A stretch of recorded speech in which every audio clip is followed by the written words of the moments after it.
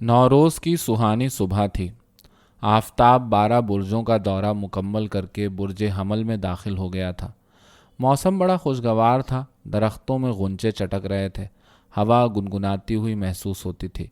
फिज़ा में फूलों की महक रची हुई थी। मोहल्ले के कितने ही घरों में चहल पहल और गहमा गहमी थी। शादमानी और मुसर्रत थी। मगर इशरत मंजिल पर वीरानी छाई थी। एक कौआ छत की मुंडेर पर बैठा देर से काएं काएं कर रहा था। आगा जानी ने मुड़कर उसकी जानिब गर्दन उठाकर देखा और फिर गहरी सोच में डूब गया। वो अभी तक इशरत मंजिल में मुकीम था। जाता भी कहाँ, कोई और ठिकाना भी न था। इशरत मंजिल का किराया भाड़ा देना न पड़ता था। मुफ्त की रिहाइश थी और हर तरह से आरामदेह भी थी। लेकिन वो इन दिनों बहुत परेशान था। कैसर मिर्ज़ा उसे जो रकम दे गया था वो ख़त्म हो चुकी थी। कर्ज उधार से किसी न किसी तौर काम चला रहा था। अब कर्ज मिलना भी रोज़ बरोज़ मुश्किल होता जा रहा था। बल्कि कर्ज खाहों ने कर्ज की वापसी का तकाजा शुरू कर दिया था। आगा जानी ने तहखाने में बैठकर चिल्ला कशी का सिलसिला भी मुनक़ता कर दिया था। कुलजुम शाह की जानिब से मायूस और दिल बर्दाश्ता होकर उसने एक बैरागी से रुजू किया जिसका इन दिनों गौ घाट पर गोमती के किनारे एक वीराने में स्थान था।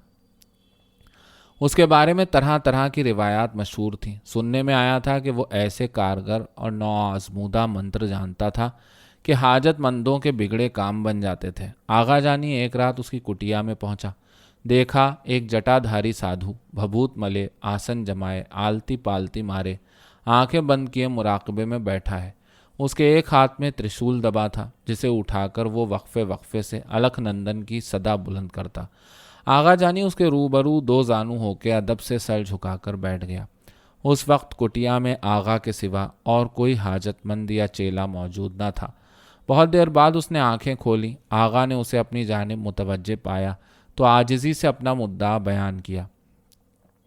बैरागी ने उसकी बात खामोशी से सुनी, आंखें बंद की और चंद लम्हे चुप बैठा रहा। फिर उसने आंखें खोली, आहें सर्द भरी और आगा को खबरदार किया कि ये जान जोखों का काम है। वो इस ख्याल से बाज आ जाए। माया हासिल करने के लिए उसे पहलोटी का बालक भेंट चढ़ाना होगा। इसके बिना काम ना बनेगा, वरना जान से हाथ धोना पड़ेगा। बैरागी से मिलने के बाद आगा जानी इस कदर मोहतात हो गया कि उसने न सिर्फ चिल्ला कशी का सिलसिला यकलख्त बंद कर दिया बल्कि तहखाने में जाना भी छोड़ दिया।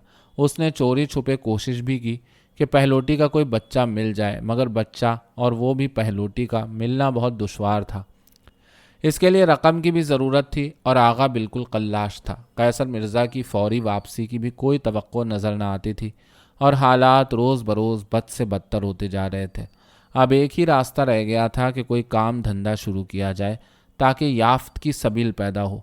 लड़कपन ही से उसे थिएटर देखने का शौक़ था और इसी शौक़ के बायस वो कोशिश करके किसी न किसी तरह new moon light theatrical company में मुलाजिम हो गया।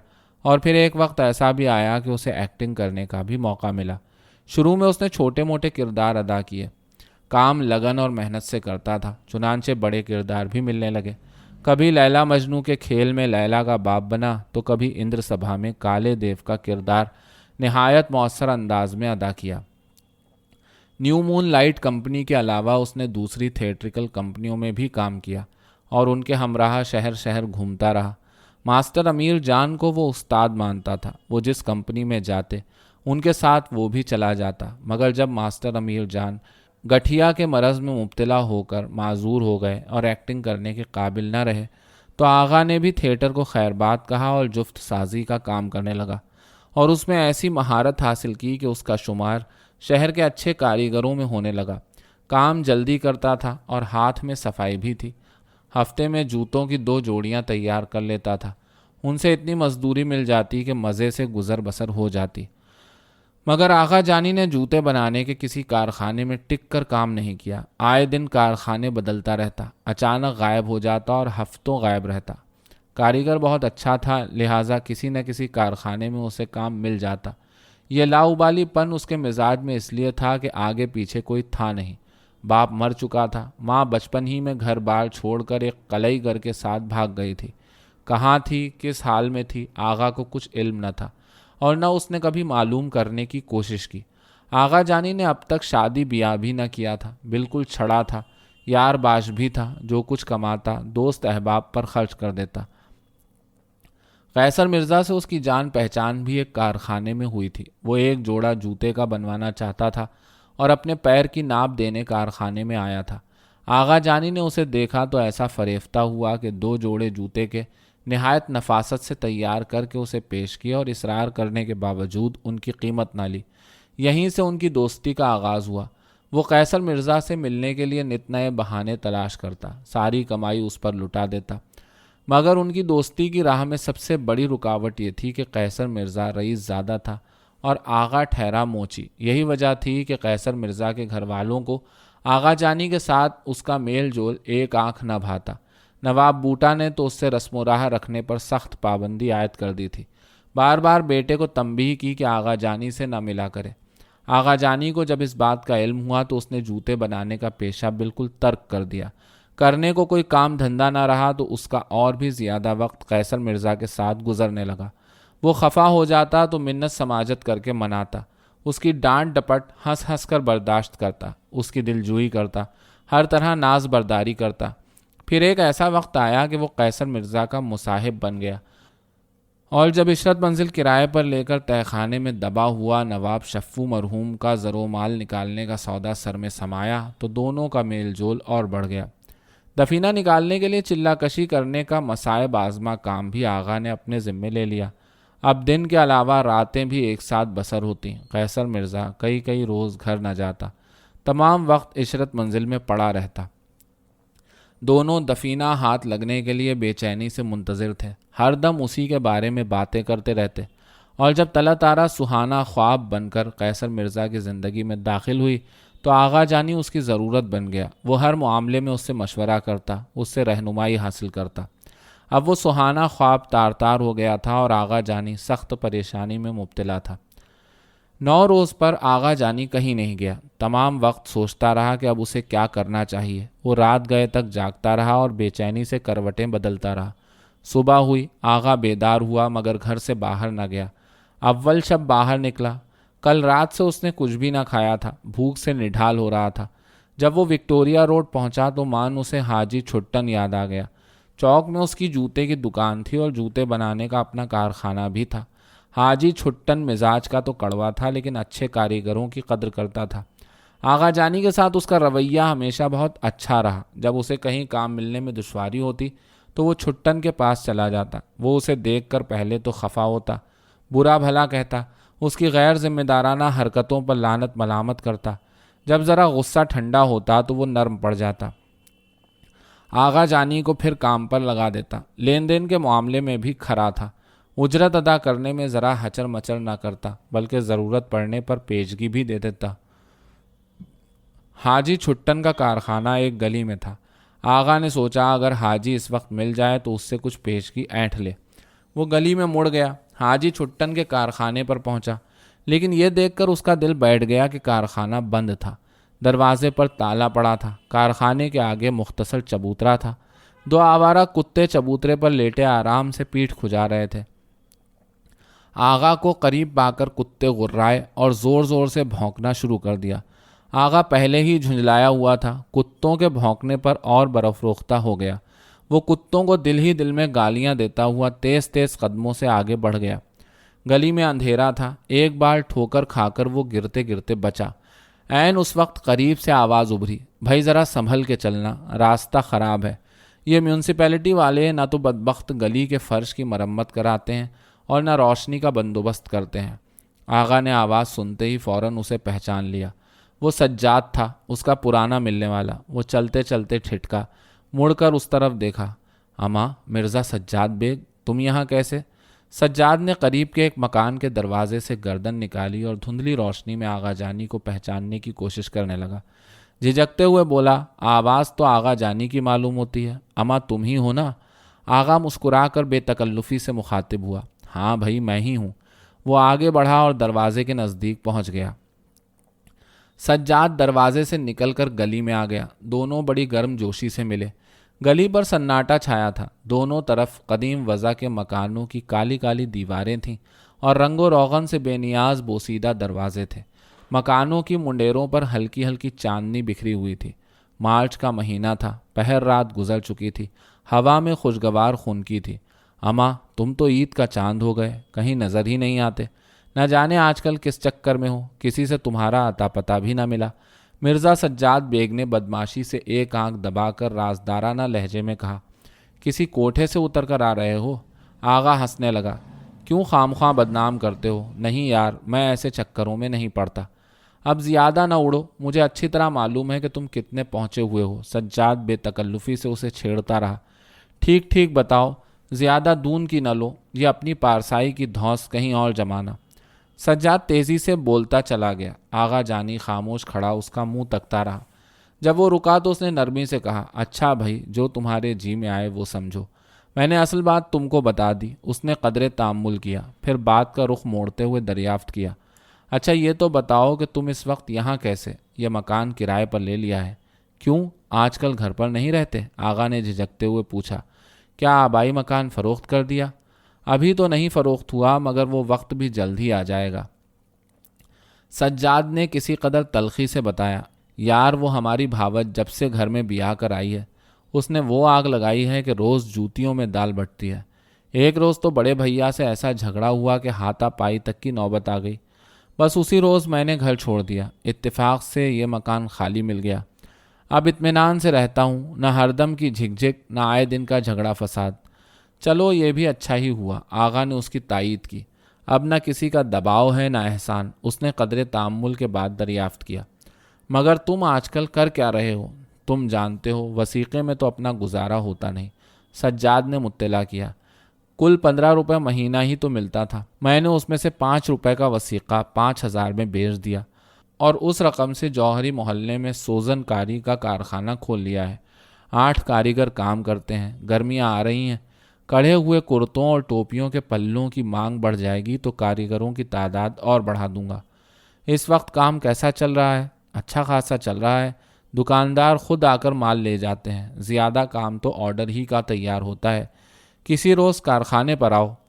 بات کہتے کہتے وہ چونکا۔ یہاں کیوں کھڑے ہو؟ آؤ اندر بیٹھ کر اطمینان سے باتیں کریں۔ آغا جانی نے انکار نہ کیا۔ سجاد مڑا اور گھر کے اندر چلا گیا۔ آغا جانی اس کے پیچھے پیچھے چل رہا تھا۔ دونوں نے صحن عبور کیا۔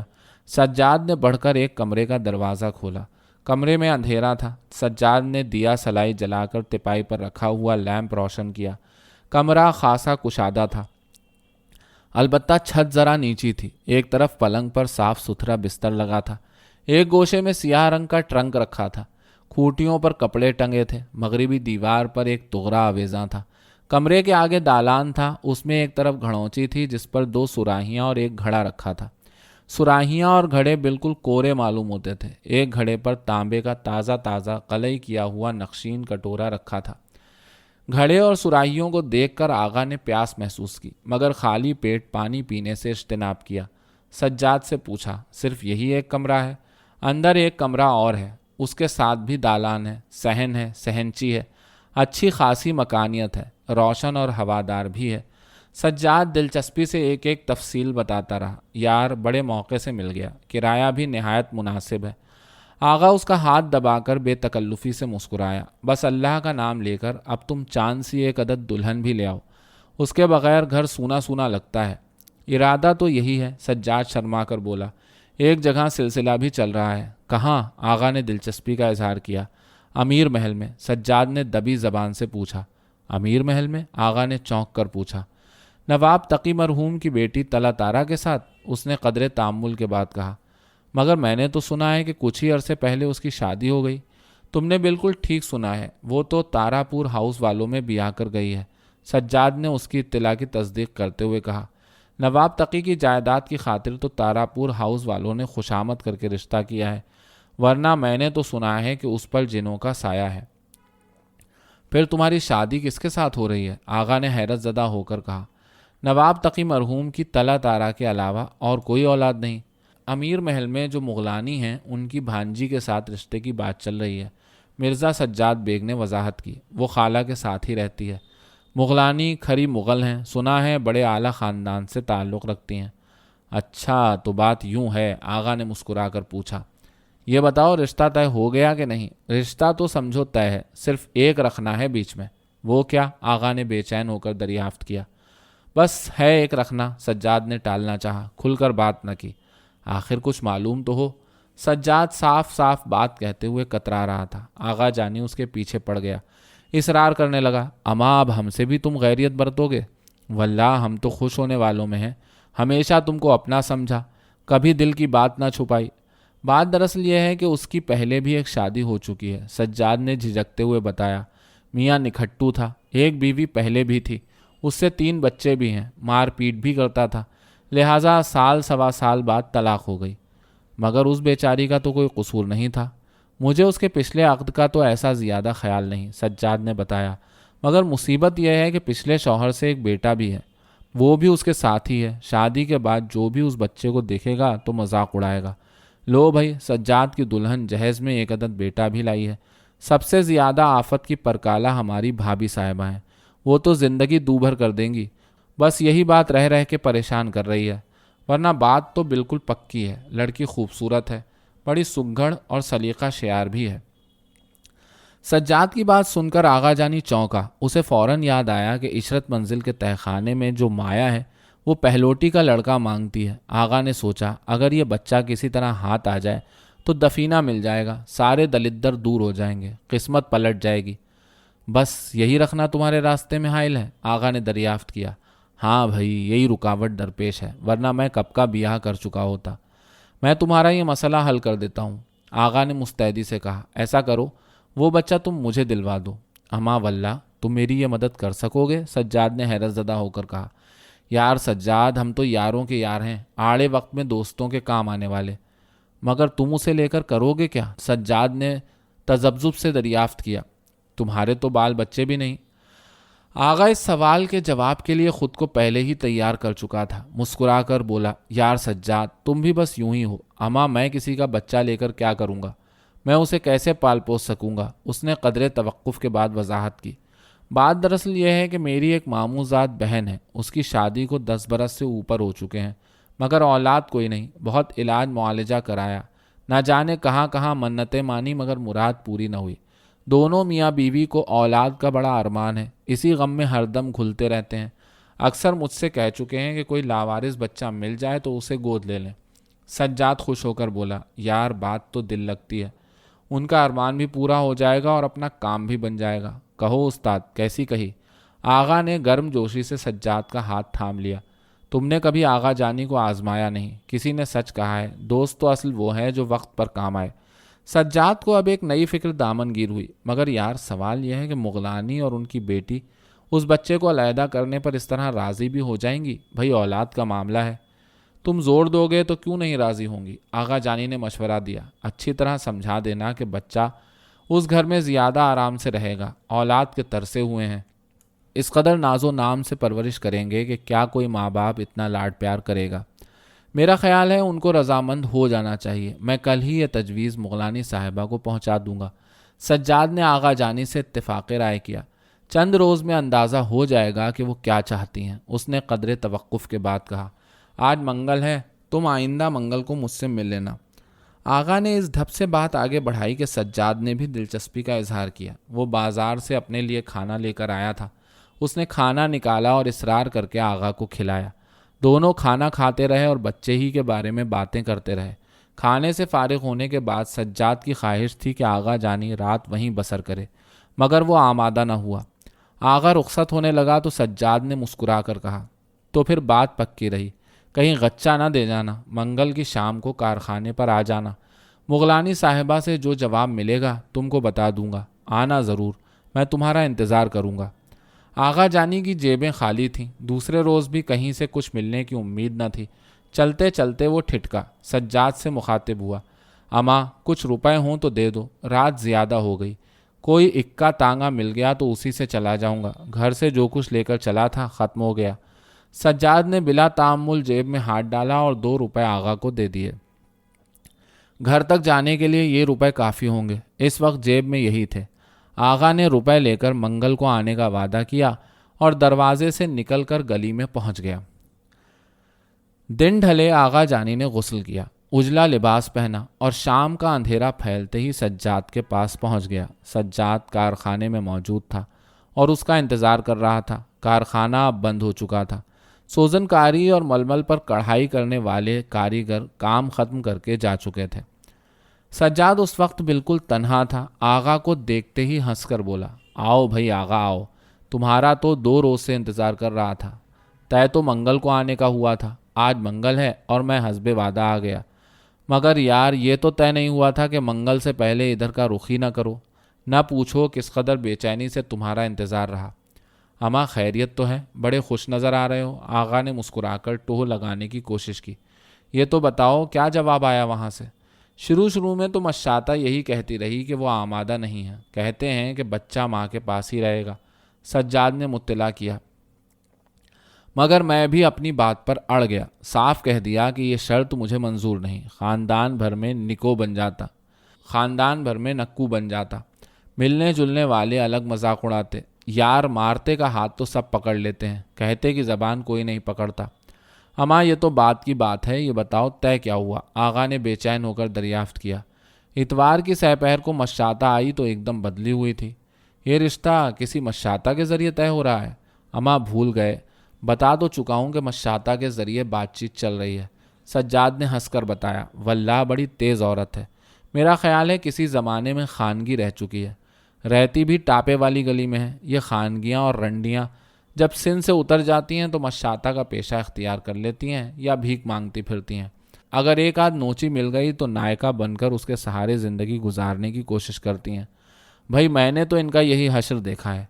یار یہ تم خانگیوں اور رنڈیوں کا ذکر کہاں لے بیٹھے؟ آغا نے سجاد کی باتوں پر بیزاری کا اظہار کیا۔ کام کی بات کرو، یہ بتاؤ وہ کہتی کیا ہے؟ واللہ بڑی چلتی رقم ہے، ایسی تڑاک پڑاک بات کرتی ہے کہ میں تو اس کا منہ دیکھتا رہ جاتا ہوں۔ سجاد نے بتایا۔ آتے ہی بولی، دولہا میاں منہ میٹھا کرائیے۔ ایسا شیشے میں اتارا کہ ان کو ہاں کرتے ہی بن پڑی۔ اب استخارہ کروا کے دن تاریخ مقرر کرا لیجئے۔ کم بخت 3 روپے اینٹ کر لے گئی۔ لیکن اس معاملے کا کیا ہوا؟ آغا کو سجاد کی شادی سے زیادہ بچے کی فکر تھی، جس کے ملنے پر عشرت منزل کا دفینہ اس کے ہاتھ آ جاتا۔ اماں کون سا معاملہ؟ یار حد کر دی تم نے، آغا نے بھنا کر کہا۔ اب تم کو یہ بھی یاد نہیں؟ اماں وہی، یاد آ گیا، بالکل یاد آ گیا۔ سجاد کو فوراً اپنی غلطی کا احساس ہوا۔ آغا کی بات کاٹ کر بولا، تم ایسا کرو کہ پرسوں میرے پاس یہیں آ جاؤ، مگر ذرا دیر سے آنا، یہی 9 ساڑھے 9 بجے کے قریب۔ میں مشاطہ کو بلوا لوں گا، وہ تم کو اپنے ہمراہ امیر محل لے جائے گی، تم وہاں سے بچے کو لے آنا، ٹھیک ہے نا؟ میں ضرور آ جاؤں گا، آغا نے فوراً حامی بھر لی۔ دیکھو آ ضرور جانا، کہہ تو دیا کہ آ جاؤں گا، کہو تو اسٹیمپ پیپر پر لکھ دوں؟ سجاد جھینپ کر مسکرانے لگا۔ یار سارے مرحلے تو طے ہو گئے ہیں، اب تو تمہارے ہی سر صحرا ہے۔ تم میرا یہ کام کر دو تو یوں سمجھ لو کہ تم نے زندگی بھر کے لیے مجھے خرید لیا۔ اماں سجاد یہ تم کیسی باتیں کر رہے ہو؟ آخر دوست کس وقت کے لیے ہوتے ہیں؟ اس نے سینے پر ہاتھ مار کر نہایت جوش و خروش سے کہا، تمہارے لیے تو جان حاضر ہے۔ یار اب تم سے کیا پردہ؟ سجاد نے قدرے شرماتے ہوئے دبی زبان سے کہا۔ بات دراصل یہ ہے کہ اس لڑکی سے اپنی آنکھ لڑ گئی ہے۔ میں نے اشرف نواب کے گھر ایک مجلس میں اسے دیکھ لیا۔ کچھ ایسا اتفاق ہوا کہ بالکل اچانک آمنا سامنا ہو گیا۔ کیا بتاؤں کس غضب کا اس پر نکھار ہے، ایسی منموہنی صورت کہ اب تک آنکھوں میں بسی ہے۔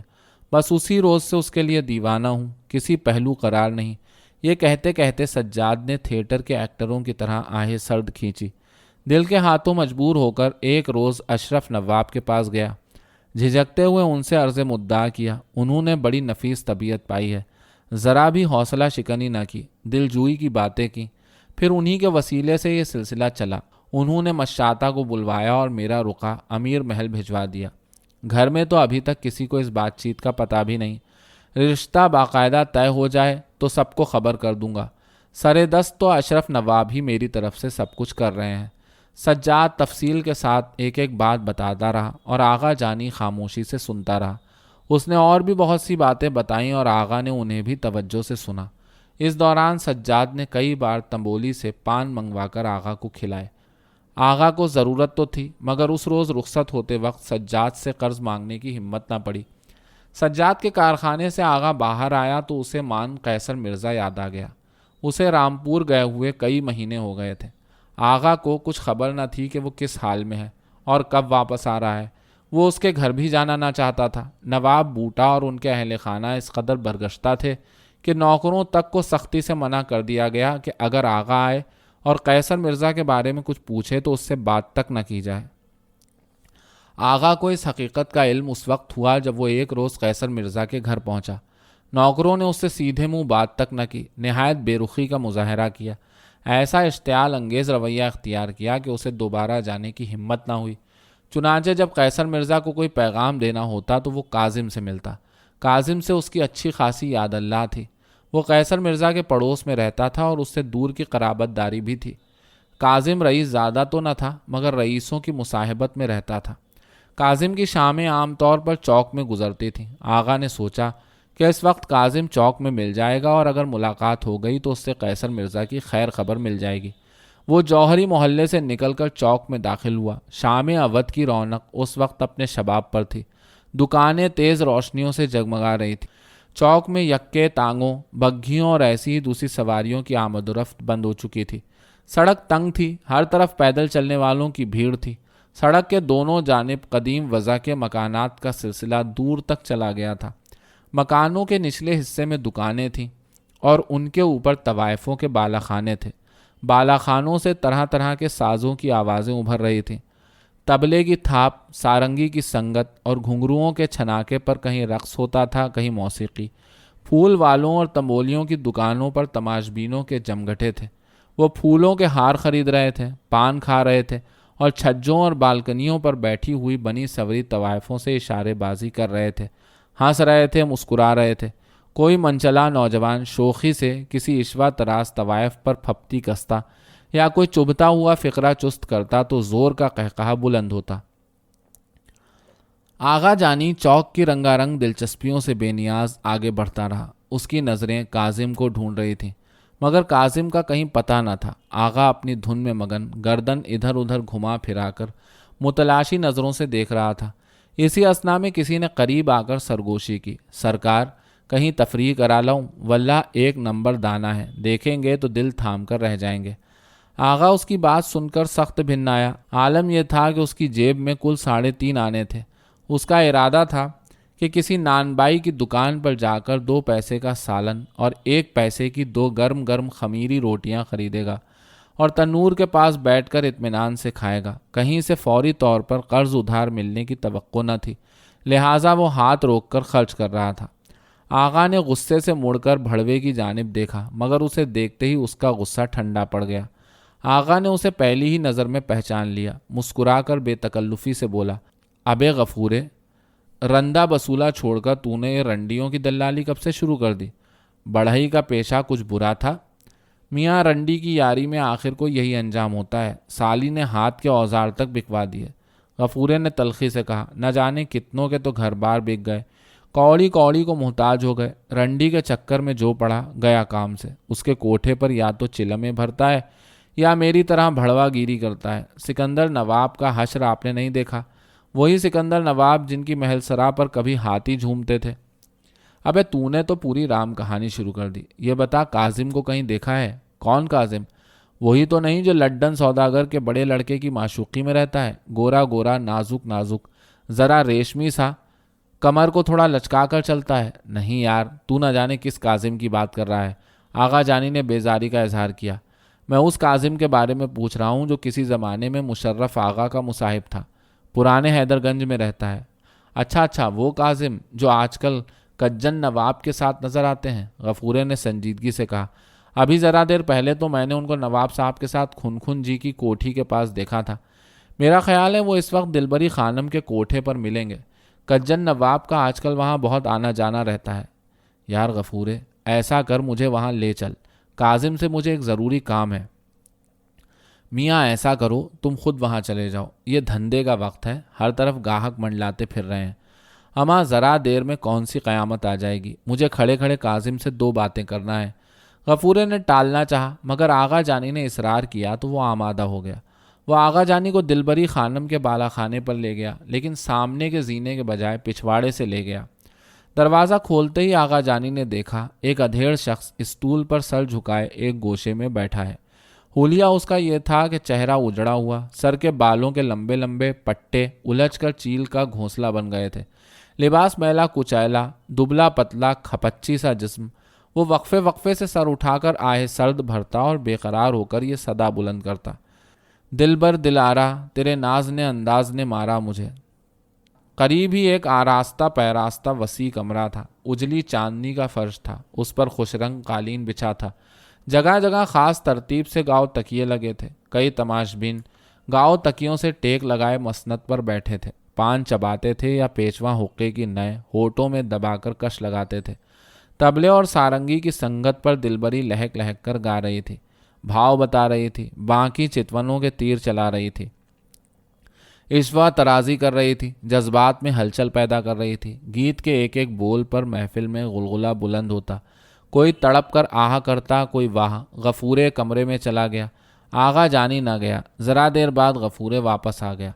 आगा जानी के दरियाफ्त करने पर उसने बताया, मियाँ अंदर ना तो नवाब कज्जन है और ना काजिम। फिर वो स्टूल पर बैठे हुए मजनू सिफत खपती सौदाई की जानिब मुतवज्जो हुआ। उसे झुक कर आदाब किया, मुस्कुरा कर मिजाज पूछा, नवाब साहब कहिए क्या हालचाल है। उस मर्द नातवा ने गर्दन उठाकर पजमुर्दा नज़रों से गफूरे को देखा, ठंडी सांस भरी और यूं गोया हुआ, मियाँ हाल अहवाल हमारा क्या पूछते हो। अपना हाल तो ये है, तेरे दर पे इस बहाने हमें दिन से रात करना, कभी इससे बात करना कभी उससे बात करना। उसने सर झुकाया और एक बार फिर मुराकबे में चला गया। गफूरे ने उससे मज़ीद बातचीत न की। आहिस्ता आहिस्ता कदम उठाता हुआ आगे बढ़ा। आगा जानी उसके साथ साथ चला। दोनों जीने की सीढ़ियां तय करके नीचे पहुंचे। आगा जानी ने दिलबरी के बालाखाने से बाहर आकर गफूरे से पूछा, अमा गफूरे, ये खपती सौदाई कौन था? आप इन्हें नहीं जानते? गफूरे ने हैरत का इजहार किया, यही तो सिकंदर नवाब हैं, मगर इन्होंने ये क्या भगल बना रखा है। दिलबरी की चाहत में लाख का घर खाक में मिला दिया, सब कुछ उस पर लुटा दिया। गफूरे ने बताया, आप तो जानते ही हैं कि रंडी भला किसकी हुई। ये कल्लाश हुए तो वो दूसरे के पहलू में जा बैठी।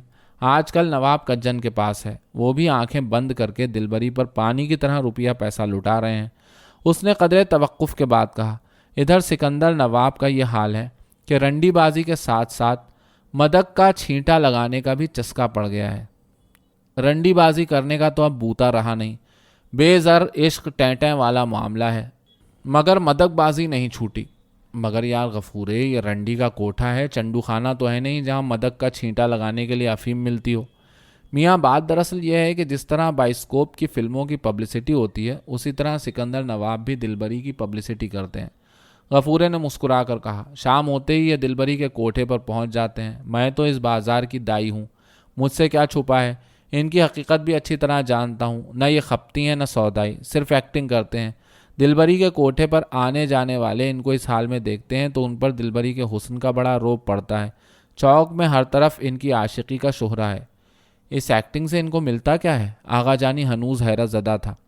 अकेले में कभी कभार दिलबरी को सीने से लगाकर चूमा चाटी कर लेते हैं, फोकट में दिल के अरमान निकाल लेते हैं। गफूरे ने बेतकल्लुफ़ी से कहकहा लगाया, रात गए तक उसके कोठे पर आहें भरते रहते हैं। आने वाले ग्राहकों को देखकर शेर पढ़ते हैं।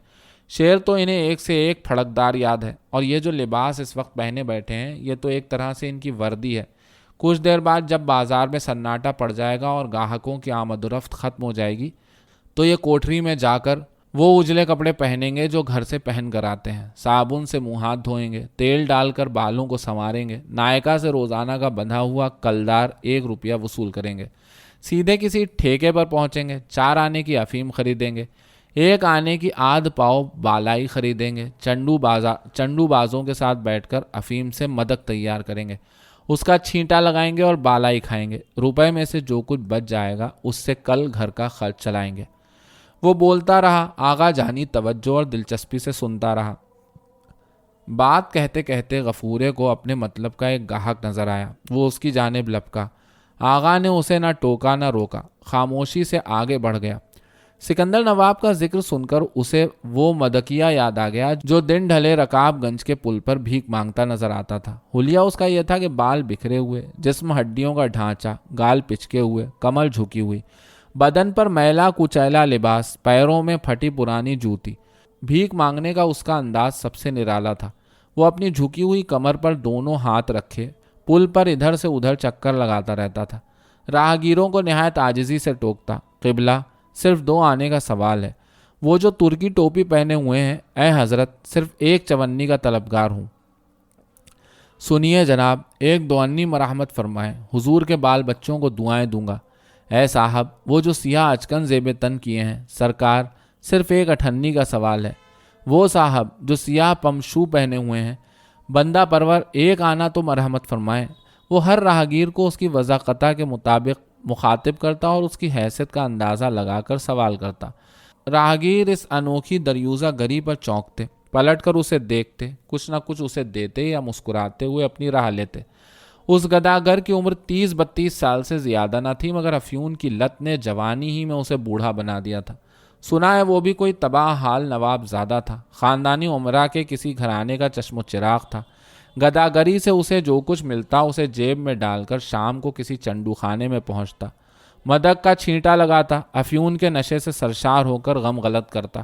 رات گزرتی، دن نکلتا، اور جب 2 گھڑی دن رہ جاتا تو وہ رکاب گنج کے پل پر پہنچ جاتا، ہر آنے جانے والے کے سامنے دستے طلب دراز کرتا۔ سجاد تنہا تھا اور اس روز بھی آغا جانی کا بے چینی سے انتظار کر رہا تھا۔ آغا پہنچا تو اس نے شکوہ کرنے کے انداز میں کہا، اماں تم کل نہیں آئے۔ کل کا تو میں نے وعدہ نہیں کیا تھا۔ آغا اس کے برابر ہی تخت پر بیٹھ گیا۔ آج رات کے لیے تم نے کہا تھا، میں آ گیا، مگر وہ مشاطہ کہاں ہے؟ آنے ہی والی ہوگی۔ شام کو وہ آئی تھی اور اس وقت آنے کا وعدہ کر گئی تھی۔ اگر وہ واقعی خانگی رہ چکی ہے تو بہت تیز ہوگی، حرفوں کی بنی ہوئی ہوگی، بہت تیز ہے۔ میں نے تو تم کو پہلے ہی بتایا تھا۔ سجاد نے مسکرا کر کہا، اماں وہ کیسی بھی ہو، ہمیں اس سے کون سی عزیزداری جوڑنا ہے؟ اس کے وسیلے سے بس اپنا کام ہو جائے۔ بچے کے بارے میں بھی اس سے بات ہوئی تھی۔ آغا جانی زیادہ دیر اپنی بے چینی پر قابو نہ رکھ سکا، دل کی بات بے ساختہ زبان پر آ گئی۔ بچے ہی کے بارے میں بات ہوئی تھی، اس وقت اسے بلایا ہی اس مقصد سے ہے۔ آج ہی رات اس کے ہمراہ امیر محل جانا ہوگا۔ اماں آج نہیں تو کیا کالی جمعرات کو؟ سجاد بیگ نے تیکھے لہجے میں کہا۔ پچھلی ملاقات پر تم کو بتایا نہیں تھا، بھول گئے اس روز کی بات؟ یاد آیا، اس روز یہی بات ہوئی تھی۔ آغا نے مسکرا کر اپنی غلطی کا اعتراف کیا۔ سجاد خاموش رہا۔ آغا کو مان خیال آیا کہ اگر طلعت آرا اس وقت امیر محل میں موجود ہوئی اور اس نے کسی طور اسے دیکھ لیا تو فوراً پہچان لے گی۔ ایسی صورت میں تو بنا بنایا کھیل بگڑ جائے گا، لینے کے دینے پڑ جائیں گے۔ امیر محل جانا خطرے سے خالی نہ تھا، اسے طرح طرح کے خدشات ستانے لگے۔ اس نے ٹوہ لگانے کی غرض سے پوچھا، حضور بیگم کی بیٹی طلعت آرا تو زیادہ تر امیر محل میں ہی رہتی ہوگی، یہ تم کو بیٹھے بٹھائے اس وقت طلعت آرا کا خیال کیسے آ گیا؟ اکلوتی اولاد ہے، سنا ہے ماں اسے اس قدر چاہتی ہیں کہ گھڑی بھر کی جدائی گوارا نہیں۔ اماں بیٹی شادی کے بعد پرائے گھر کی ہو جاتی ہے، سجاد نے سنجیدگی سے کہا۔ مجھے زیادہ تو نہیں معلوم، البتہ اتنا سننے میں آیا ہے کہ وہ بہت کم آتی ہے، اور جب آتی ہے تو دن ہی دن ٹھہر کر چلی جاتی ہے۔ بات یہ ہے کہ شوہر اس کا اعلیٰ تعلیم یافتہ ہے، بیوی کو بھی تعلیم یافتہ بنانا چاہتا ہے، 2 ماسٹر پڑھانے کے لیے ملازم ہے، صبح کا الگ شام کا الگ۔ ان کے علاوہ ایک میم بھی اتالیق کے طور پر مقرر ہے۔ وہ کیا کرتی ہے؟ آغا جانی نے دلچسپی کا اظہار کرتے ہوئے پوچھا۔ وہ انگریزی بول چال سکھاتی ہے، انگریزوں کا رہن سہن اور ان کے طور طریق سکھاتی ہے۔ تو کیا اسے بھی میم بنانے کا ارادہ ہے؟ آغا نے مسکرا کر تبصرہ کیا۔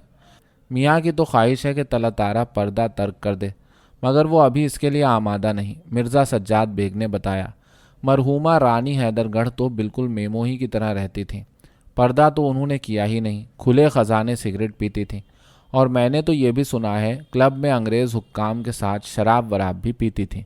اس نے قدرے تامل کے بعد کہا، حیدر گڑھ ریاست تو چھوٹی سی ہے، یوں سمجھو تعلق داری ہے، مگر یاور علی خاں کو سرکار کی طرف سے راجہ کا خطاب ملا ہوا تھا، اب وہ موروثی بن گیا، لیکن ریاست ہے جھگڑے کی۔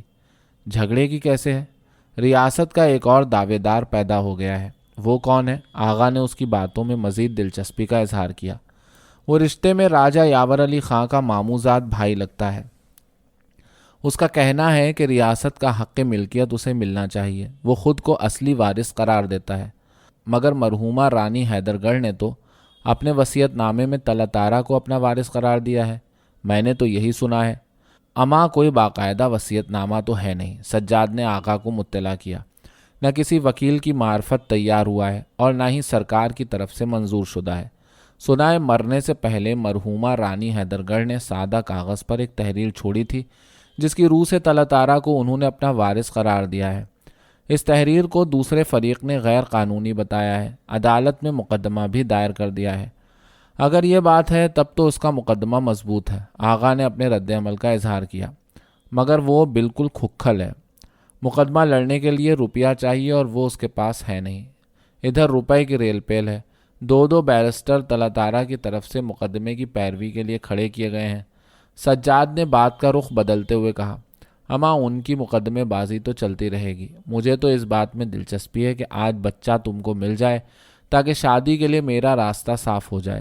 دونوں باتیں کر رہے تھے کہ اسی اثنا میں ایک برقع پوش عورت سامنے سے آتی ہوئی نظر آئی۔ اسے دیکھتے ہی سجاد بیگ نے دبی زبان سے کہا، لو وہ آ گئی۔ آغا جانی نے نظریں اٹھا کر دیکھا، وہ اب قریب آ چکی تھی۔ وہ ملگجہ سفید برقع اوڑھے ہوئے تھی۔ دونوں کے سامنے پہنچتے ہی اس نے نقاب الٹ دی۔ وہ ادھیڑ تھی اور صورت شکل سے زمانہ ساز اور گھاگ نظر آتی تھی۔ سانولا رنگ تھا اور چہرے پر ہلکے ہلکے چیچک کے داغ تھے۔ آنکھیں چھوٹی چھوٹی تھیں اور ان میں ایک خاص قسم کی چمک تھی۔ اس نے آتے ہی دریافت کیا، وہ آپ کے دوست آ گئے؟ آئے ہوئے بھی دیر ہو گئی۔ سجاد نے آغا جانی کی طرف اشارہ کیا، یہ بیٹھے ہیں، بس تمہارا ہی انتظار ہو رہا تھا۔ وہ قریب پڑی ہوئی ایک بینچ پر بیٹھتے ہوئے تھکی ہوئی آواز میں بولی، سیدھی امیر محل سے آ رہی ہوں۔ قسم لے لیجئے جو راستے میں کہیں رکی ہوں، صرف آج ہی نہیں، کئی روز سے صرف آپ ہی کے کام کے لیے ماری ماری پھر رہی ہوں۔ حالانکہ میرے پاس اور بھی کئی پیغام ہیں، کہیں رقعہ پہنچانا ہے، کہیں برد کھوے کا بندوبست کرانا ہے، کہیں دن تاریخ طے کرانا ہے۔ آپ کو کیا کیا بتاؤں، میری جان کو تو ہزار آزار ہیں، مگر مجھے تو آج کل آپ ہی کے کام کی دھن ہے۔ وہ مشین کی طرح فرفر بولتی رہی۔ دونوں خاموش بیٹھے اس کی باتیں سنتے رہے۔ وہ بولتے بولتے ذرا رکی تو سجاد نے ٹوکا، تو اب پھر کیا ارادہ ہے؟ اے ارادہ کیا ہے؟ اس نے آغا کی جانب ہاتھ اٹھا کر کہا، انہیں اپنے ساتھ امیر محل لے جاؤں گی۔ وہ زیر لب مسکرا کر سجاد کی جانب متوجہ ہوئی، میاں اب ایسی بھی کیا بے صبری، سب کچھ تو طے ہو چکا ہے، اب تو 4 بھائی بندوں کو اکٹھا کر کے 2 بول پڑھوانا رہ گئے ہیں۔ سجاد جھینپ کر رہ گیا۔ آغا بھی گمسم بیٹھا رہا، مگر مشاطہ خاموش نہ رہی۔ ایک بیڑا پان کا تو کھلوائیے، منہ پھیکا پھیکا ہو رہا ہے۔ تنبولی کی دکان قریبی تھی۔ سجاد نے آواز دے کر 3 گلوریاں لانے کے لیے کہا اور مشاطہ سے دریافت کیا، اشرف نواب کی طرف بھی گئی تھی؟ لو کیوں نہیں گئی تھی؟ مشاطہ نے مستعدی سے جواب دیا، سویرے سے 3 پھیرے ان کے گھر کے کر چکی ہوں، پوچھ لیجئے گا۔ اے اللہ رکھے، آپ تو ٹھہرے نوشا میاں، اس وقت تو صاحب معاملہ اشرف نواب ہی ہیں، سب کچھ انہی کے ذریعے طے ہو رہا ہے۔ وہ بیچ میں نہ پڑتے اور میں جان نہ لڑاتی تو خدا ہی اس رشتے کو طے کرواتا۔ ہے کیسے کیسے طوفان اٹھے ہیں، کیا کیا بکھیڑے پیدا ہوئے ہیں، اکیلے دم پر سب کا سامنا کیا ہے۔ 100 روپے اور جوڑا لوں گی، دیکھیے اس وقت ہیل و حجت نہ کیجیے گا۔ وہ وقت تو آ جائے، سجاد نے مسکرا کر کہا، اب وقت آنے میں رہ کیا گیا ہے، ایسی چاند سی دلہن دلوا رہی ہوں کہ چراغ لے کر ڈھونڈیے گا تو نہیں ملے گی۔ پھر ماشاءاللہ گھرانہ بھی اچھا ہے، حضور بیگم بالکل اولاد کی طرح اس لڑکی کو سمجھتی ہیں، سارا انتظام ہی وہ کر رہی ہیں۔ وہ کھل کر مسکرائی، آپ تو امیر محل داماد بن کر جا رہے ہیں۔ وہ ابھی اور نہ جانے کیا کیا کچھ کہتی۔ اسی اثنا میں تنبولی پان لے کر آ گیا۔ سجاد نے پان اٹھا کر مشاطہ کو پیش کیا۔ اس نے گلوری کلے میں دبائی اور آغا کی جانب متوجہ ہوئی۔ چلیے، پھر کچھ سوچ کر بولی، اپنا نام تو بتا دیجئے۔ وہ اٹھ کر کھڑی ہو گئی۔ آغا کے جواب دینے سے پہلے ہی سجاد بول اٹھا، ان کو آغا جانی کہتے ہیں، میرے بہت پرانے ملنے والے ہیں۔ آغا خاموشی سے اٹھ کر کھڑا ہو گیا۔ مشاطہ نے سجاد سے دوسرے روز شام کو ملنے کا وعدہ کیا۔ آگے بڑھی اور گلی میں پہنچ گئی۔ آغا جانی اس کے ساتھ ساتھ چل رہا تھا۔ گلی سنسان تھی اور روشنی بھی کم تھی۔ مشاطہ اور آغا جانی امیر محل کی جانب جا رہے تھے۔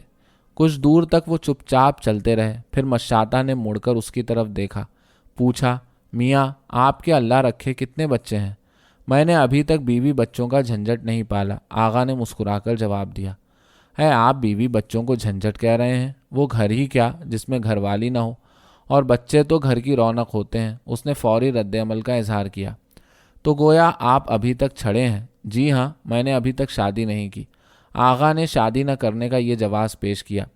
والدین انتقال کر چکے ہیں، ایک سیانی بہن ہے، چاہتا ہوں پہلے اس کے فرض سے سبکدوش ہو جاؤں، پھر اپنا گھر بساؤں۔ آغا نے سخن سازی سے کام لیا، ورنہ حقیقت یہ تھی کہ اس کی چھوٹی بہن کا عرصہ ہوا بیاہ ہو چکا تھا۔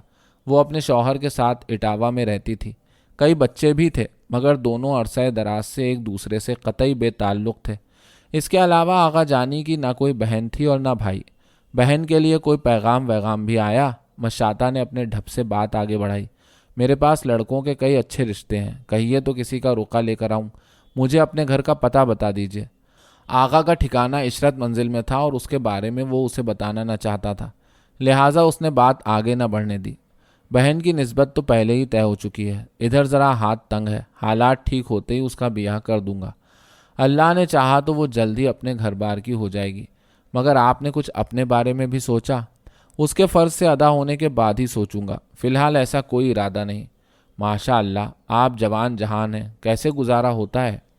بس کسی نہ کسی طرح گزارا ہو جاتا ہے۔ آغا نے ٹالنے کی کوشش کی۔ چوک کی کوٹھے والیوں کے بھاؤ تو بہت اونچے ہیں، اس دفعہ اس نے کھل کر بات کی۔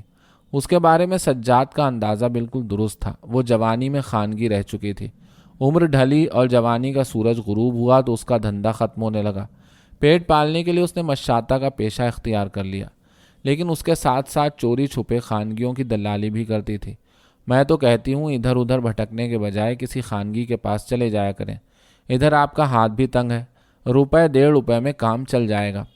آغا جانی اس کی حوصلہ افزائی کرنا نہ چاہتا تھا، وہ کچھ کہنا ہی چاہتا تھا کہ اسی اثنا میں 2 راہگیر اندھیرے سے نکل کر سامنے آ گئے۔ آغا خاموش رہا، وہ بھی کچھ نہ بولی، مگر جب راہگیروں کے قدموں کی آہٹ مدھم پڑ کر خاموشی میں تحلیل ہو گئی تو اس نے پھر بات چھیڑی۔ کہیے تو کہیں لے چلوں؟ دونوں اس وقت ایک سنسان گلی سے گزر رہے تھے۔ گلی تنگ تھی اور خاصی تاریک بھی تھی، گلی کے دونوں طرف بوسیدہ مکانات تھے۔ سنا ہے کہ خانگیاں تو ٹاپے والی گلی میں رہتی ہیں اور وہ یہاں سے بہت دور ہے۔ آغا نے کترانے کی کوشش کی۔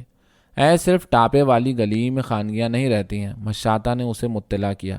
جگہ جگہ ان کے اڈے ہیں، ایک تو اسی گلی میں ہے۔ اس نے قریب کے ایک مکان کی سمت ہاتھ اٹھا کر اشارہ کیا۔ یہ سامنے ہی تو ہے۔ مشاطہ نے آغا کے جواب کا انتظار بھی نہ کیا، تیز تیز قدم اٹھاتی اس مکان کے سامنے جا کر ٹھہر گئی۔ یہ مکان بھی بوسیدہ تھا، آگے اونچی دیوار تھی مگر کہیں کہیں سے ٹوٹ پھوٹ گئی تھی۔ دروازے کا رنگ روغن بھی کب کا اڑ چکا تھا۔ آغا بڑھ کر اس کے قریب پہنچ گیا۔ مشاطہ نے دروازے کی کنڈی پکڑ کر ہولے ہولے کھٹکھٹائی۔ ذرا ہی دیر بعد چاپ سنائی دی، دروازے کا ایک پٹ ذرا سا کھلا۔ 12-13 برس کے ایک نوعمر لڑکے نے منہ باہر نکال کر پوچھا، کون ہے؟ بوٹن، مشاطہ نے اسے مخاطب کیا۔ اماں سے جا کر کہو خالہ انوری آئی ہیں، ساتھ میں کوئی اور بھی ہے۔ بوٹن نے کوئی جواب نہ دیا، مشتبہ نظروں سے آغا کو بغور دیکھا اور اپنا چہرہ اندر کر لیا۔ دروازہ بند ہو گیا، خاموشی چھا گئی۔ آغا جانی بہت سٹپٹایا۔ اس کی جیب میں چند آنے تھے، وہ اس وقت کسی خانگی وانگی کے پاس جانا نہ چاہتا تھا۔ وہ جلد سے جلد امیر محل پہنچنا چاہتا تھا تاکہ وہاں سے پہلوٹی کا بچہ حاصل کرے جس کی اسے ایک عرصے سے تلاش تھی۔ آغا نے مشاطہ کو روکنے کی کوشش کی۔ دیکھیے، ابھی تو امیر محل جانا ہے، دیر نہ ہو جائے۔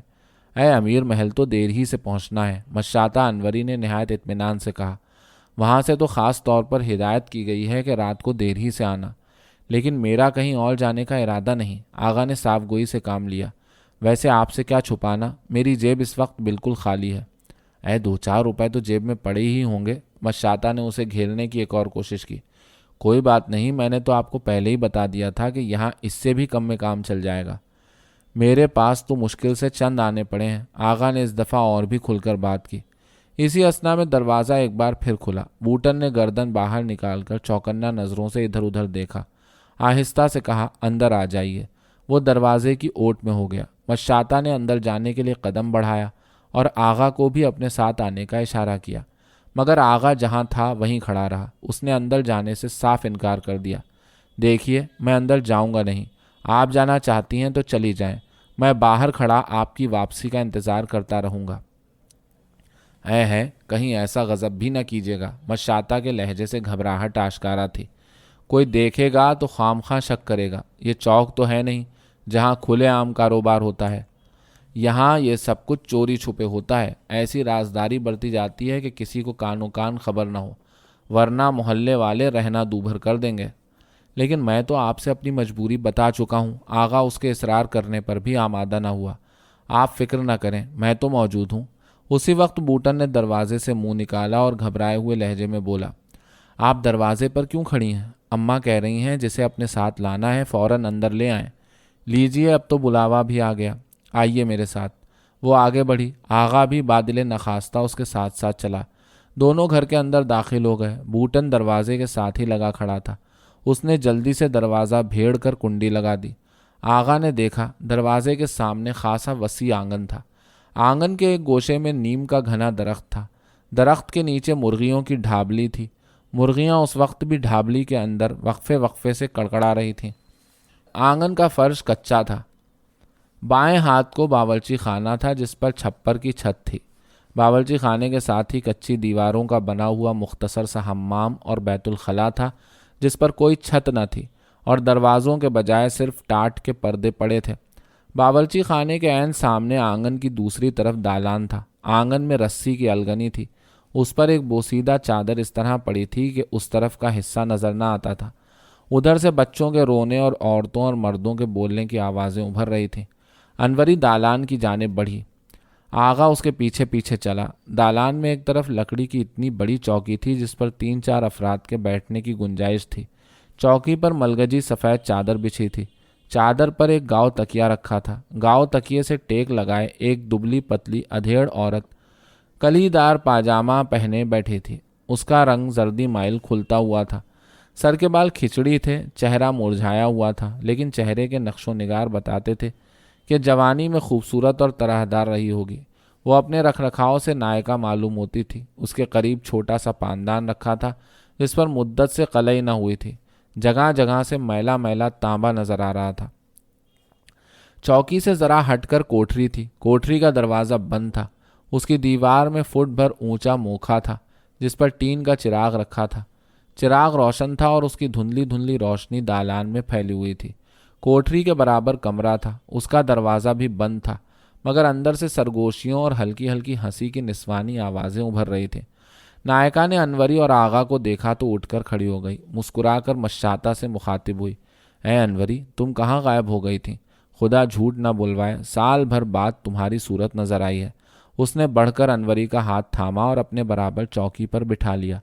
انوری نے برقع اتار کر ایک طرف رکھا اور سنبھل کر بیٹھ گئی۔ چوکی کے عین مقابل کچھ فاصلے پر پلنگ تھا۔ پلنگ پر صرف دری بچھی تھی۔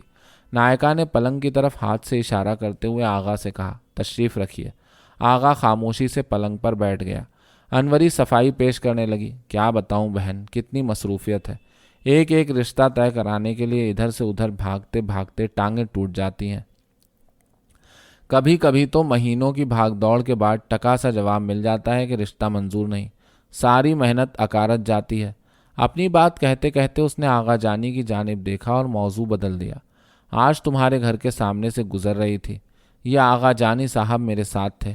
ان کے ایک کام کے سلسلے میں امیر محل جا رہی تھی۔ تمہارے گھر کا دروازہ دیکھا تو ملنے کو جی چاہا۔ سوچا ان کو بھی تم سے ملوا دوں۔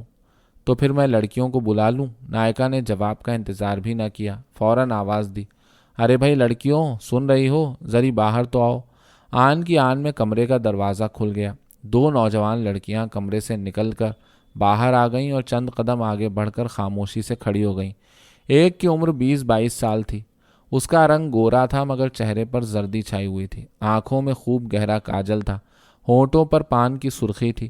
نقش و نگار تیکھے تھے اور ان میں ماں کی شباہت صاف جھلکتی تھی۔ وہ خوش شکل لڑکی تھی مگر کچھ بیمار بیمار سی نظر آتی تھی۔ نائکا نے اس کی جانب اشارہ کر کے کہا، یہ مہر النساء ہے۔ اس نے دوسری کی طرف ہاتھ اٹھا کر آغا کو متوجہ کیا، یہ قمر النساء ہے۔ قمر النساء کی عمر مشکل سے 15 سال تھی۔ اس کا قد بھی چھوٹا تھا، رنگ ذرا دبتا ہوا تھا، آنکھوں میں شوخی تھی اور بدن بھی گداز تھا۔ آغا نے نظریں اٹھا کر دونوں کو دیکھا۔ دونوں کا لباس بہت معمولی تھا اور ان پر سلوٹیں بھی پڑی ہوئی تھیں۔ ایسا معلوم ہوتا تھا کہ کپڑوں کو آج ہی گھر میں دھویا گیا تھا۔ بڑی ڈوریے کی کرتی پہنے ہوئے تھی جس کے مونڈھے پر بڑا سا پیون لگا تھا۔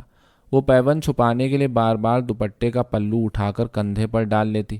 اس کی نظریں بھی جھکی جھکی تھیں، لیکن چھوٹی الہڑ پن سے دیدے نکالے آغا کے چہرے کو ٹکر ٹکر دیکھ رہی تھی۔ آغا نے دونوں کا بغور جائزہ لیا مگر خاموش بیٹھا رہا۔ آپ کوٹری میں چلے جائیں، جسے پسند کریں اسے اندر بھیج دوں گی، مگر اندر جانے سے پہلے 1 روپیہ خرچی کا مجھے دیتے جائیں، 1-2 اس کے علاوہ دودھ پینے کے لیے دینا ہوگی۔ نائکا ٹھیٹ کاروباری انداز میں باتیں کر رہی تھی۔ اندر جانے سے پہلے ایک بات کان کھول کر سن لیجئے، دیکھیے زیادہ دیر نہ ٹھہریے گا، جلدی باہر آ جائیے گا۔ وہ شکوہ کرنے کے انداز میں بڑبڑانے لگی۔ گھنٹہ سوا گھنٹہ پہلے ایک گاہک آیا تھا، منہ کوکین ووکین کھا کر آیا تھا، بچی کو ہلکان کر ڈالا۔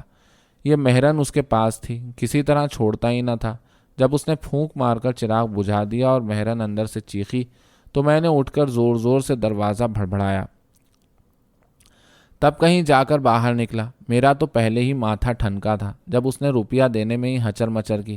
کہنے لگا 58 دوں گا۔ میں نے جل کر کہا 54 دینا ہے تو گڑھے والی سرائے یا چاول والی گلی چلے جاؤ، وہاں مکھائیاں مل جائیں گی، یہ انہی کا بھاؤ ہے، بلکہ اس سے بھی کم میں کام چل جائے گا۔ آغا خاموش بیٹھا رہا، نہ وہ اپنی جگہ سے اٹھا نہ کوٹری کی جانب قدم بڑھایا۔ وہ سخت پریشان تھا۔ انوری نے اس کی پریشانی بھانپ لی۔ اس نے جھٹ مداخلت کی، اے بہن، اپنی ہی کہتی رہو گی، دوسرے کی بھی کچھ سنو گی؟ ہاں ہاں ضرور کہو، کیا کہنا ہے؟ یہ ٹھہرنے کے ارادے سے اس وقت یہاں نہیں آئے ہیں، انوری نے وضاحت کی۔ یہ تو اندر آنے کو بالکل تیار نہیں تھے، میرے اصرار کرنے پر آئے ہیں۔ میں نے سوچا چلو ان کو تم سے ملوا دوں، بعد میں آتے رہیں گے۔ اس نے سرگوشی کی، یہ جتنی بار آئیں میری دلالی کی چونی نکال کر الگ رکھتی جانا۔ چونی لوگی؟ توبہ کرو بہن، میں تو 2 سے زیادہ کسی کو دلالی نہیں دیتی۔ نائکا نے منہ بگاڑ کر کہا، اکبر سے پوچھ لو، دلالی کرتے اس کا سر سفید ہو گیا۔ تم تو اس سے اچھی طرح واقف ہو، اسے ہمیشہ 2 ہی دیتی ہوں۔ دلالوں کی طرح میرے تو گاہک بھی لگے بندھے ہیں۔ خفا کیوں ہوتی ہو؟ چلو 2 ہی دینا۔ انوری مسکرا کر نرم لہجے میں بولی، آئندہ جب یہ آئیں تو ہو سکتا ہے کہ میں بھی ان کے ساتھ آؤں۔ ویسے تم ان سے واقف تو ہو گئیں، یہ تم نے اچھا کیا۔ بغیر جان پہچان کے میں کسی کو اندر آنے نہیں دیتی۔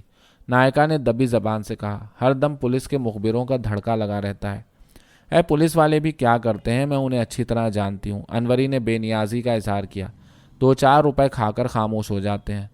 خدا ان پولیس والوں سے بچائے، ایک بار گھر دیکھ لیں تو آئے دن دروازے پر کھڑے ہیں، طرح طرح سے پریشان کرتے ہیں۔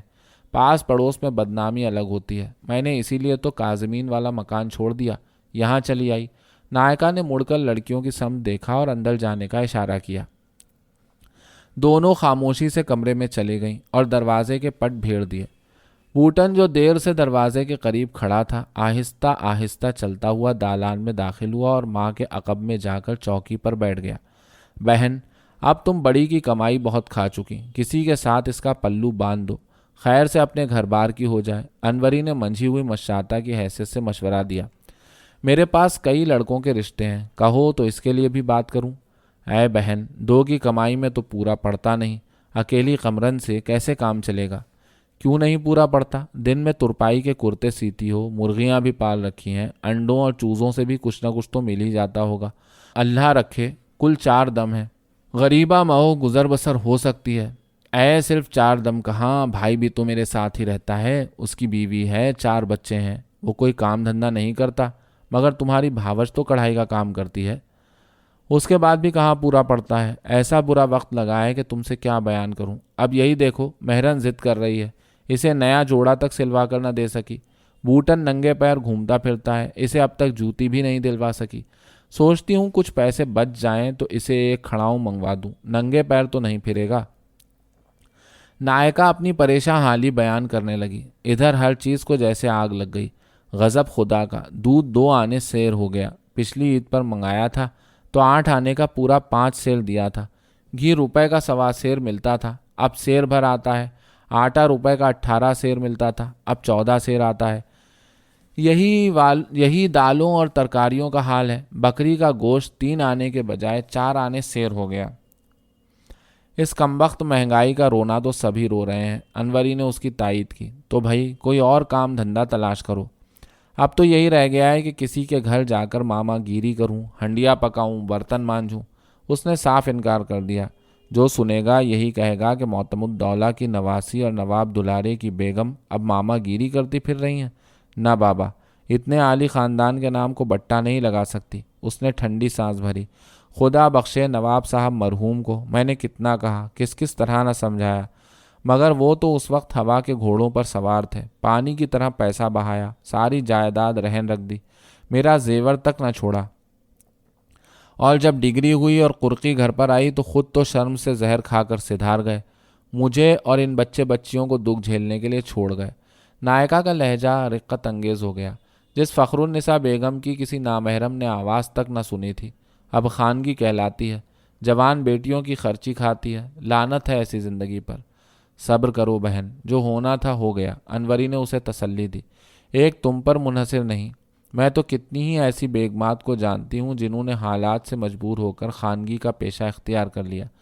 تم سلطان جہاں کو تو جانتی ہوگی، اے وہی جو خود کو واجد علی شاہ کی پوتی بتاتی ہیں۔ جب وہ ٹوریا گنج میں سبزی منڈی کے پاس رہتی تھیں تو ان کی بیٹیوں کے لیے کئی بار میں گاہک لے کر گئی۔ میں سلطان جہاں کو بہت اچھی طرح جانتی ہوں۔ ان کی تو ایک دو نہیں 5 جوان بیٹیاں ہیں۔ فخر النساء اپنا سارا دکھ درد بھول گئیں، چہک کر بولی، سنا ہے انہوں نے تو تانگے والے لگا رکھے ہیں، 5 بیٹیاں ان میں بیٹھ جاتی ہیں۔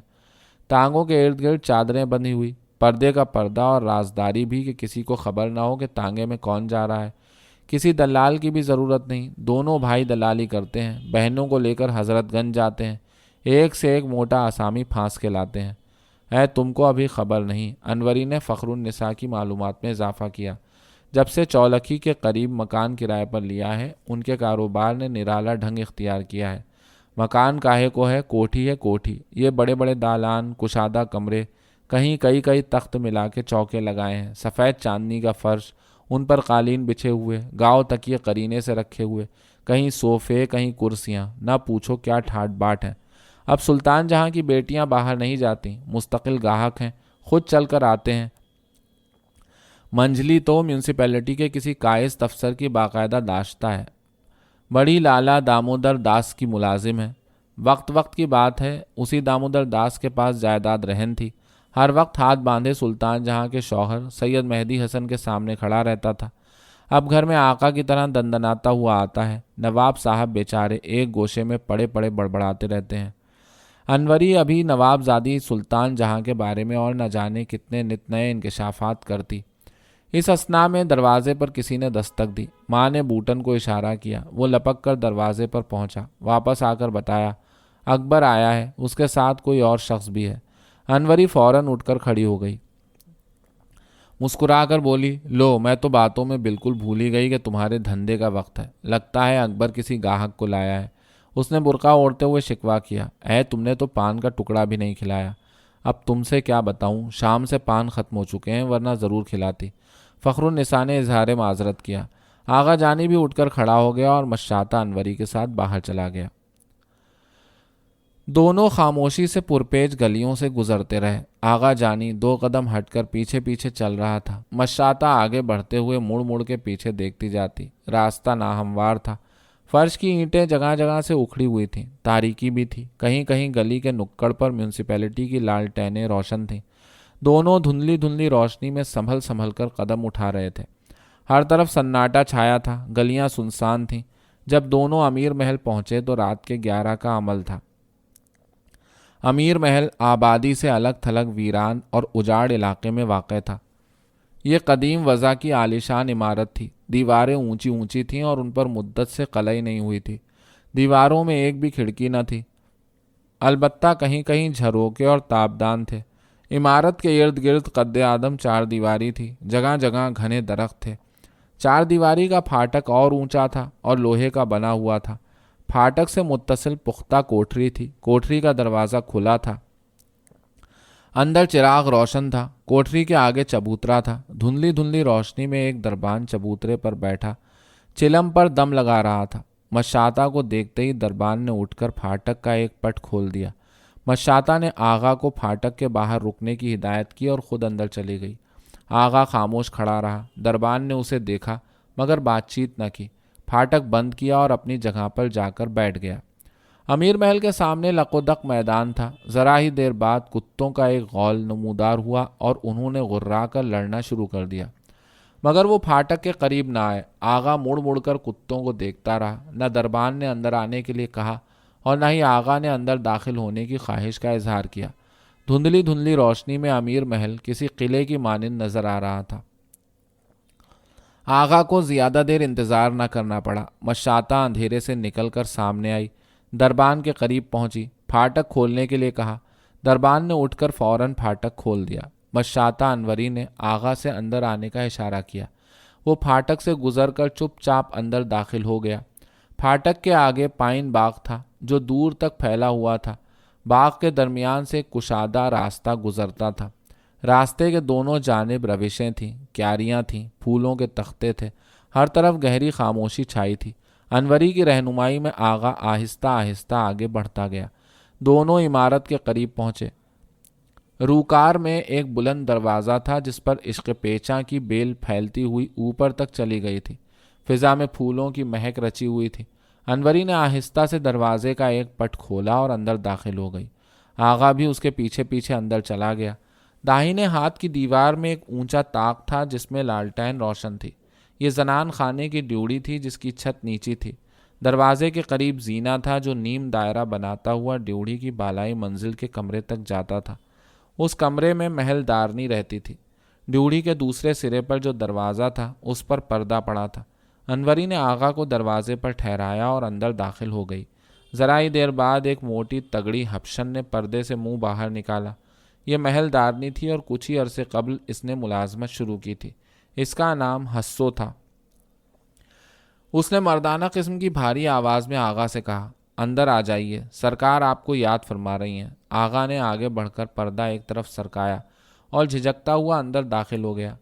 دروازے کے سامنے وسیع صحن تھا۔ اس کا فرش کچا تھا، بیچ میں پختہ حوض تھا، اس کے ارد گرد پھولوں کی کیاریاں تھیں۔ صحن کے تین طرف صحنچیاں تھیں جن کے آگے طویل چبوترا تھا۔ صحنچیوں کے عقب میں اونچے اونچے ستونوں کے دالان تھے۔ دالانوں کی چھتوں سے جھاڑ اور فانوس لٹک رہے تھے۔ ان میں موم بتیاں روشن تھیں جن کی روشنی ہر طرف پھیلی ہوئی تھی۔ دروازے کے قریب حضور بیگم کی پرانی پیش خدمت گلبدن کھڑی تھی۔ اس نے جھک کر آغا کو آداب کیا، مڑی اور آغا کو اپنے ساتھ چلنے کا اشارہ کیا۔ محل دارنی حسو دروازے ہی پر ٹھہر گئی۔ آغا آگے بڑھا اور گلبدن کے ساتھ ساتھ چلنے لگا۔ دونوں نے ایک کے بعد دوسرا دالان طے کیا۔ ایک کشادہ اور طویل غلام گردش میں داخل ہوئے جس کی دیواروں پر جگہ جگہ کنول اور دو شاخے روشن تھے۔ غلام گردش سے گزر کر دونوں ایک دروازے پر جا کر ٹھہر گئے۔ دروازے پر چلمن پڑی تھی اور باہر کرسی رکھی تھی۔ گلبدن نے کرسی کی طرف ہاتھ سے اشارہ کرتے ہوئے آغا سے کہا، تشریف رکھیے۔ آغا خاموشی سے کرسی پر بیٹھ گیا۔ گلبدن چلمن اٹھا کر اندر چلی گئی۔ امیر محل کی شان و شوکت اور کر و فر سے آغا بہت مروب ہوا اور سہما ہوا سا گمسم بیٹھا رہا۔ چلمن کے پیچھے سے باتیں کرنے کی آوازیں ابھر رہی تھیں مگر اتنی دھیمی تھیں کہ آغا کچھ سمجھ نہ سکا۔ محل سرا میں داخل ہونے کے بعد اب تک اسے مشاطہ کہیں نظر نہ آئی تھی۔ وہ منتظر تھا کہ مشاطہ اس کے پاس آئے اور کام کی بات کا آغاز ہو، مگر مشاطہ تو نہ آئی۔ البتہ گلبدن چلمن کے پیچھے سے نکل کر باہر آئی۔ اس نے دریافت کیا، سرکار پوچھ رہی ہیں آپ کام کیا کرتے ہیں؟ آغا پہلے تو سٹ پٹایا لیکن جہاں دیدہ اور پرانا گھاگ تھا اس نے فوراً اندازہ لگا لیا کہ چلمن کے پیچھے مغلانی کے علاوہ حضور بیگم بھی موجود ہیں۔ اس نے پہلو بدلا اور ذرا سنبھل کر بیٹھ گیا۔ گلبدن کی جانب متوجہ ہوا اور نرم لہجے میں بولا، پہلے میری طرف سے سرکار کی خدمت میں آداب کہیے۔ گلبدن نے گردن چلمن کے اندر کی، مڑی اور آغا سے مخاطب ہوئی، سرکار دعا کہہ رہی ہیں۔ آغا نے مسکرا کر سخن سازی سے کام لیا، سرکار سے کہیے کہ فی الحال وثیقے پر گزارا ہے۔ اندر کسی کی مدھم آواز ابھری، وثیقے دار ہیں۔ پھر خسر پسر ہونے لگی۔ گلبدن چلمن کے پیچھے جا چکی تھی۔ جب ذرا خاموشی ہوئی تو گلبدن باہر آئی، سرکار دریافت کر رہی ہیں کہ آپ کے وہ بہنوئی کیا کرتے ہیں جو بچے کو گود لینا چاہتے ہیں؟ ان کی سندیلے میں زمینداری ہے مگر رہتے یہیں لکھنؤ میں ہیں۔ آغا نہایت ڈھٹائی سے جھوٹ بولتا رہا، اللہ کا دیا سب کچھ ہے، بس مامتا کے مارے ہوئے ہیں، اولاد کو ترستے ہیں۔ بہن کی گود شادی کے 10 برس سے اوپر گزرنے کے بعد بھی ہنوز خالی ہے۔ چلمن کے عقب میں ایک بار پھر دبی دبی زبان سے باتیں ہونے لگیں۔ آغا گو مگو کے عالم میں انتظار کرتا رہا کہ اندر سے کیا جواب ملتا ہے۔ چند لمحے بعد حضور بیگم کی پروقار آواز ابھری، گل بدن، کہہ دو کہ بچہ بڑا ناز و نام سے پلا ہے، کوئی تکلیف نہ پہنچے، اسے اچھی طرح رکھیں گے تو خوش و خرم رہیں گے، بڑا بھاگوان ہے، نہال کر دے گا۔ گل بدن نے ہر بات لفظ بہ لفظ دہرا دی۔ آغا جانی نے نہایت مستعدی سے حضور بیگم کو یقین دلایا، سرکار کے حکم میں بال برابر فرق نہ آئے گا، خاطر جمع رکھیں، ماں باپ سے کسی طور کم دیکھ بھال نہ ہوگی، اور وہ دونوں تو اولاد کے ترسے ہوئے ہیں، آنکھوں کی ٹھنڈک اور دل کا سرور سمجھیں گے، ہر طرح اس کی ناز برداری کریں گے۔ وہ غضب کا لسان تھا، تھیٹر کا منجھا ہوا اداکار رہ چکا تھا، آواز میں اتار چڑھاؤ پیدا کر کے روانی سے بولتا رہا۔ سرکار چاہیں تو وقتاً فوقتاً کسی کو وہاں بھیجتی رہیں تاکہ وہ اپنی آنکھوں سے دیکھ لے کہ کس طرح اسے پالا پوسا جا رہا ہے۔ حیدر گنج میں راجہ ٹکیت رائے کی مسجد کے قریب ان کا عالیشان مکان ہے۔ شبر علی حسینی ان کا نام ہے، محلے کا ہر فرد ان سے واقف ہے۔ اس نے قدر تامل کے بعد کہا، اب تو رات زیادہ ہو چکی ہے، اجازت ہو تو کل حاضر ہو جاؤں، کسی کو میرے ساتھ کر دیا جائے کہ مکان دیکھ لے، یہ مناسب رہے گا۔ حضور بیگم کی آواز چلمن کے پیچھے سے ایک بار پھر ابھری۔ وہ آغا جانی کی چرب زبانی اور لچھے دار باتوں سے اس قدر متاثر ہوئیں کہ اس نے جو کچھ کہا انہوں نے آنکھ بند کر کے اس پر یقین بھی کر لیا۔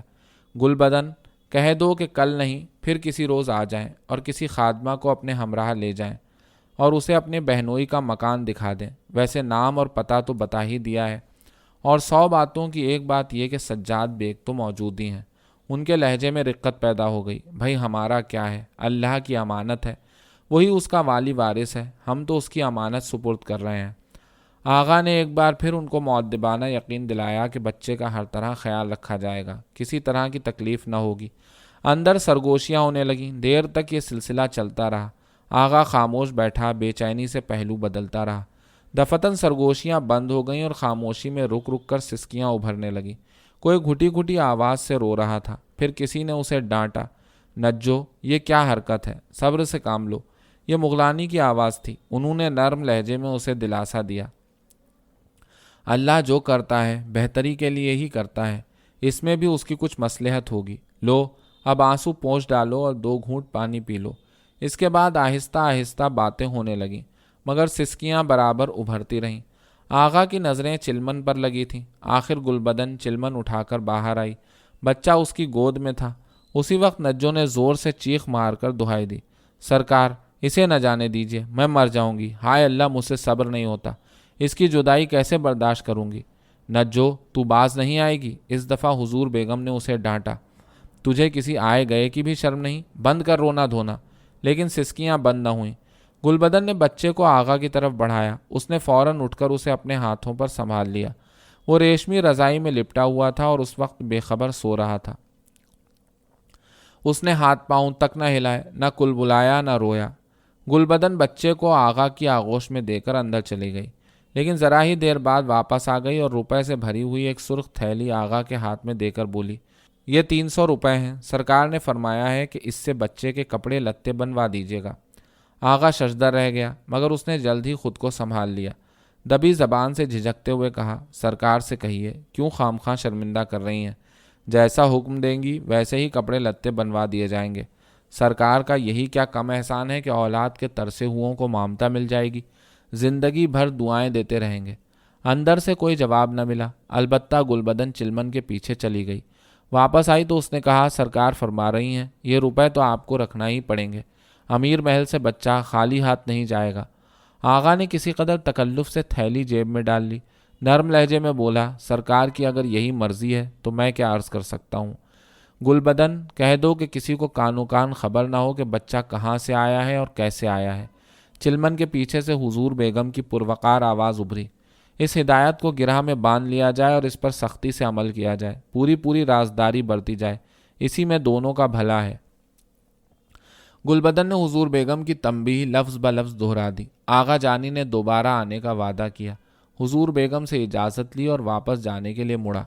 مشاطہ اندر ہی بیٹھی رہی، تمام وقت نہ تو اس کی آواز سنائی دی نہ چلمن سے نکل کر باہر آئی۔ اس دفعہ گل بدن نے اس کی رہنمائی کی اور پھاٹک تک اس کے ہمراہ گئی۔ آغا پھاٹک سے باہر آیا تو خوشی سے اس کی بانچیں کھلی جا رہی تھیں۔ وہ بچے کو کندھے سے لگائے آہستہ آہستہ آگے بڑھا، میدان عبور کیا اور سڑک پر پہنچ گیا۔ اس نے کچھ ہی فاصلہ طے کیا تھا کہ خالی تانگا مل گیا۔ جیب گرم تھی، پورے 300 کی رقم تھی۔ اس نے تانگا ٹھہرایا، کرایہ بھی نہ طے کیا، بچے کو سنبھالے ہوئے تانگے میں بیٹھ گیا۔ اس کی ہدایت پر تانگا عشرت منزل کی جانب روانہ ہو گیا۔ رات خاصی بھیگ چکی تھی، سڑکیں سنسان تھیں۔ کوچوان نے 2-4 چابکیں لگائیں تو گھوڑا ہوا سے باتیں کرنے لگا۔ فضا خوشگوار تھی۔ آغا کو اس وقت تانگے کی سواری میں بڑا لطف آیا۔ آغا جب عشرت منزل کے دروازے پر پہنچا تو رات آدھی ہو چکی تھی۔ اس نے تالا کھولا، اندر گیا اور دروازے کی کنڈی لگا دی۔ عشرت منزل کے اونچے اونچے دالان اندھیرے میں بھائیں بھائیں کر رہے تھے۔ بچہ ابھی تک گہری نیند سو رہا تھا۔ راستے میں وہ کلبلایا تو آغا نے ہولے ہولے تھپک کر اسے سلا دیا۔ اس نے بچے کو بستر پر آہستہ سے لٹا دیا، لالٹین روشن کی، بچے کے قریب گیا۔ ہلکی ہلکی روشنی میں وہ بہت خوبصورت نظر آ رہا تھا۔ سنہری گھنگریالے بال، آنکھوں پر جھکی ہوئی لامبی لامبی پلکیں، تندرست ہاتھ پاؤں، سرخ و سفید رنگ۔ آغا نے اسے دیکھا تو دیکھتا ہی رہ گیا۔ صبح ہوتے ہی بچے نے پریشان کرنا شروع کر دیا۔ آغا نے کسی نہ کسی طرح دن گزارا۔ شام کا اندھیرا پھیلتے ہی اس نے بچے کو گود میں لیا اور ممانی کے گھر پہنچ گیا، جن کے پاس وہ گاہے گاہے جاتا رہتا تھا۔ اس نے بچے کو ان کے سپرد کر دیا۔ پوچھنے پر یہ عذر پیش کیا کہ اس کے ایک پرانے ملنے والے 12 بنکی سے اپنی بیوی کا علاج کرانے لکھنؤ آئے ہیں۔ مرض کچھ ایسا خطرناک نکلا کہ اسپتال کے ڈاکٹروں کو فوری طور پر آپریشن کرنا پڑا۔ شوہر دن رات بیوی کی تیمارداری میں مصروف رہتے ہیں۔ بچہ ساتھ آیا تھا، اس کی دیکھ بھال کرنے والا کوئی نہیں، لہٰذا وہ بچے کو یہاں لے آیا۔ آغا نے بات اس ڈھب سے کی کہ ممانی نے یقین کر لیا۔ اس نے اس توقع کا اظہار کیا کہ بچے کی ماں 10-12 دن میں صحت یاب ہو جائے گی، تب وہ آ کر بچے کو لے جائے گا۔ ممانی کی طبیعت میں درد مندی تھی، نیک اور خدا طرز تھیں۔ گھر میں بھی کوئی کمسن بچہ نہ تھا۔ ان کی صرف 2 لڑکیاں تھیں جو اب سیانی ہو چکی تھیں۔ بچہ تھا بھی بہت خوبصورت، خوب گورا چٹا اور گول مٹول۔ ممانی اور ان کی بیٹیوں نے بچے کو ہاتھوں ہاتھ لیا۔ بیٹیاں تو اس قدر خوش ہوئیں کہ فوراً اس کا منہ ہاتھ دھلایا، بال سنوارے اور طرح طرح سے ناز برداری کرنے لگیں۔ آغا نے بچے میں ان کی اس قدر دلچسپی دیکھی تو اطمینان کی سانس لی۔ اس کی بہت بڑی درد سری رفع ہو گئی، ہر طرح کی پریشانی سے چھٹکارا مل گیا۔ اب وہ یکسوئی سے چلہ کشی کر سکتا تھا۔ اس نے جمعرات سے چلہ کشی شروع کرنے کا منصوبہ بنایا۔ جمعرات کی سحپہر وہ بازار گیا، اگر بتیاں، لوبان اور چراغ روشن کرنے کے لیے کڑوا تیل خریدا، عطر کی ایک شیشی بھی لی، کھانے پینے کی ضروری اشیاء کی خریداری کی۔ عشرت منزل پہنچا، غسل کیا، اجلا لباس پہنا، عطر لگایا اور جب پہر رات گزری تو تہخانے میں چلا گیا۔ طاقوں میں رکھے ہوئے چراغوں میں تیل ڈالا، ان کو روشن کیا، اگر بتیاں سلگائیں اور اگر سوز میں لگا دیں۔ اگر سوز مٹی کا بنا ہوا تھا، خاصا بڑا تھا اور سراغ بھی زیادہ تھے۔ تہخانے کا فرش کچا تھا، اسے وہ دن ہی میں صاف کر چکا تھا۔ اس نے ایک صاف ستھرے گوشے میں مصلہ بچھایا اور اس پر آلتی پالتی مار کر بیٹھ گیا۔ عمل شروع کرنے سے پہلے اس نے انگشت شہادت سے اپنے ارد گرد حصار کھینچا۔ یہ مایا جگانے کے لیے 21 روز کی چلہ کشی تھی۔